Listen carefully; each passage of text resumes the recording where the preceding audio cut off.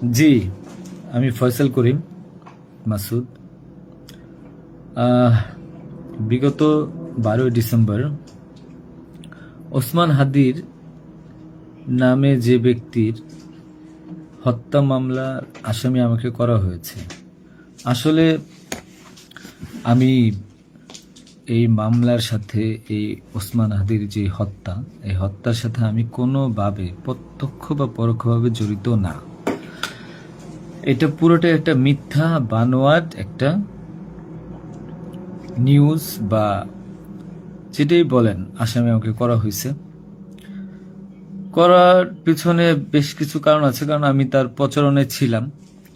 আমি তার অফিস বলেন, আড্ডাখানা বলেন, যেটাই বলেন, আমি সেখানে ছিলাম। সেখানে থাকার পিছনে মূল কারণটা হলো, আপনারা জানেন যে আমি অ্যাপেল সফট আইটি নামে একটা প্রতিষ্ঠানের মালিক। বিগত 10-12 বছর ধরে এই প্রতিষ্ঠান আমি চালাচ্ছি। এই প্রতিষ্ঠান থেকে আমি প্রায় 20-30 কোটি টাকার কাজ করেছি, উইদাউট তদবির, সুপারিশ ছাড়াই। কারণ আমি ব্যাটল অফ 71-এর প্রতিষ্ঠাতা। ব্যাটল অফ 71-এর মতো একটি গেম বানিয়ে আমি বাংলাদেশে জাতীয় পুরস্কারও পেয়েছি। আমি সফটওয়্যার ইঞ্জিনিয়ার, আমি এমবিএও করেছি। এখন কথা হচ্ছে সেটা না, কথা হচ্ছে যে আমি সেখানে কেন গেলাম। সরকার পতনের পর আমার ব্যবসা প্রতিষ্ঠানে অনেক লস হয়, যেখানে আমি ঋণগ্রস্ত হয়ে যাই। তো আমি কিছু কাজ, নতুন কাজ, আইটির কাজ জমা দিয়েছি। তো আমি তাদেরকে জমা দেওয়ার পর আমি দেখলাম যে তদবির সুপারিশ এখন দরকার হবে, কারণ যেহেতু আমার ব্যক্তিগত প্রোফাইলে এখন কোনো কাজ হচ্ছে না। তো আমি ওসমান হাদির ওখানে যাই, তার সাথে কথা বলি। বলার পর সে আমাকে আশ্বস্ত করে বলে যে সে আমাকে কাজ পাইয়ে দিবে। এই বাবদ সে 5 লাখ টাকাও চায়। আমি 5 লাখ টাকা দিই তাকে।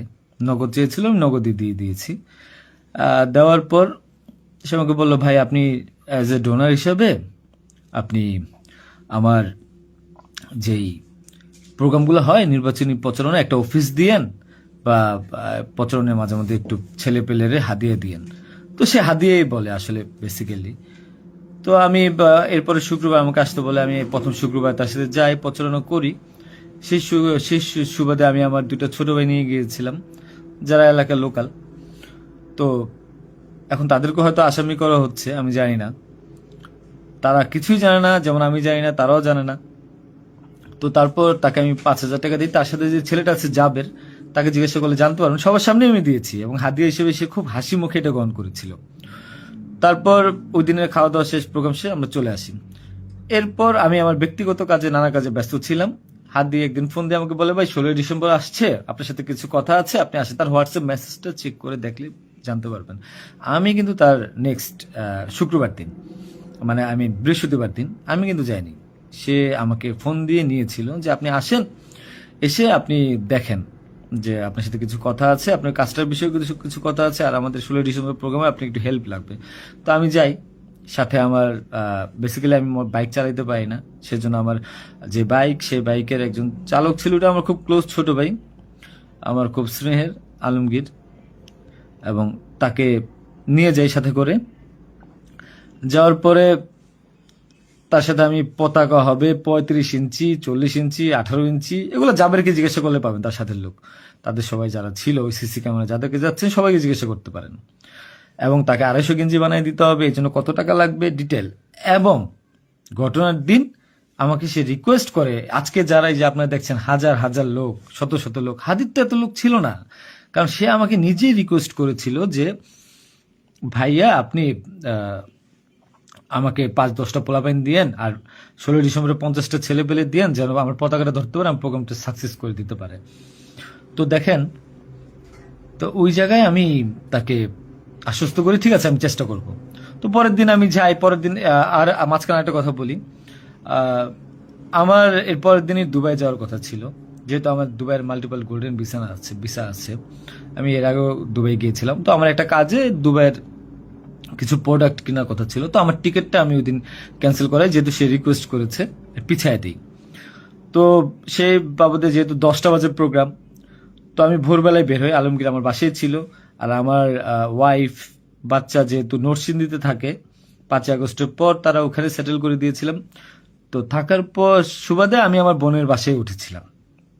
আমি কিন্তু অন্য কোথাও যাইনি, আমার বোনের বাসায় উঠেছিলাম ওদিন রাতে। তো ওই বাইক নিয়ে যাই, যেহেতু বাইকটা আমি কিনেছি। তো নাম রেজিস্ট্রেশন হয়নি। তো আলমগীর বাইকটা চালায়, আলমগীর নিয়ে যায়। তো ভোরবেলা আমরা একটা উবার ডেকে আমরা একটা রিসোর্টে যাই, এটাও সত্য। ওই রিসোর্টে যে মেয়েটা ছিল, ওই মেয়েটা বেসিক্যালি আলমগীরের গার্লফ্রেন্ড। কারণ আলমগীর আমি দুবাই চলে যাওয়ার পর সে যেহেতু এলাকায় থাকতে পারছিল না, তার একটু বাইরে থাকতে হবে। তো মেয়েটা তার কাছে একটা হেল্প চায় বাসা ভাড়ার জন্য। তো আলমগীর তার গার্লফ্রেন্ডকে হেল্প করার জন্য বলে, ঠিক আছে তুমি আজকে দেখা করো, আজকে আমাদের অনেক কাজ, তোমার সাথে আমি পরে দেখা করতে পারবো না। তো আলমগীরের সাথে আমি যাই, যাওয়ার পর 8টা-9টার দিকে আমি আবার চলে আসি, কারণ আমার এই টিকিটটা ক্যান্সেল করতে হবে। আবার হাদির প্রোগ্রামে যেতে হবে, ছেলে পেলেও নিয়ে যেতে হবে। তো আমি প্রিপারেশন নিয়ে সকালবেলা চলে আসি। আসার পর এখানে যে মেয়েটার গার্লফ্রেন্ড বানানো, মিথ্যা বানোয়াট একটা প্রচারণা, মানে এর চেয়ে লেম জঘন্য কোনো কিছু হইতে পারে না এই দেশে। মানে আমাকে আসামি করেছেন, ভালো কথা করেন, কিন্তু এইরকম মিথ্যা মানুষের কলঙ্ক দেওয়ার কোনো মানে নেই। সতরা জানেন, ওই মেয়েটা গরিব একটা মেয়ে, মেয়েটাকে ফাঁসাচ্ছেন,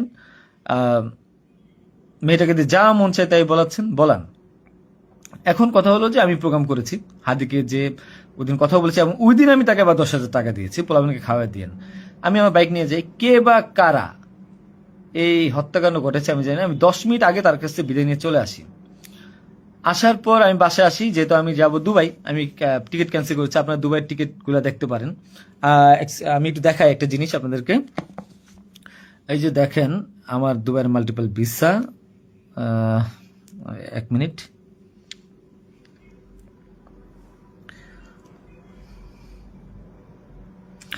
এই যে দেখেন আমার দুবাইয়ের মাল্টিপল ভিসা। হ্যাঁ, ওকে। আমি এখান থেকে ক্যামেরা যেহেতু দেখা যায় না, আমি এখান থেকে দেখাই। এই যে দুবাইয়ের মাল্টিপল ভিসা আমার স্পষ্ট আছে, দেখেন। ঠিক আছে, দেখেন। আরো ভালোভাবে যদি দেখাইতে চাই তাহলে দেখতে পারবেন কিনা আমি জানি না, একটু ভালোভাবে দেখেন। যাই হোক, এটা আমার দুবাইয়ের ভিসা। তো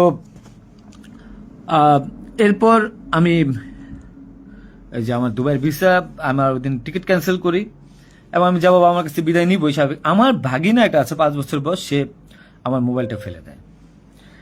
মোবাইলটা ফেলে দেওয়ার কারণে যেটা হয়েছে যে আমার এই মোবাইলটা নেওয়ার জন্য আমার 2 ভাগিনা খুব দৌড়ঝাঁপ করে মোবাইলটা নিয়ে আসে। আমার কাঁধে ব্যাগ ছিল, এখন ব্যাগকে অস্ত্রের ব্যাগ বানিয়ে দিচ্ছে, কিচ্ছু করার নেই আমার, যা বলবে তাই সত্য। আর আমার বাইকের নাম্বার প্লেট চেঞ্জ করে নাম্বার ম্যানহোল থেকে উদ্ধার করা, আমার বাবার 2বার ব্রেন স্ট্রোক করছে, তাকে দিয়ে উদ্ধার করানো, এটা কোন নাটক আমি জানি না। তো তারপর এই তো বাইক উদ্ধার দেখলাম, এগুলা দেখলাম। এরপর আমি বিদায় নিয়ে চলে আসি।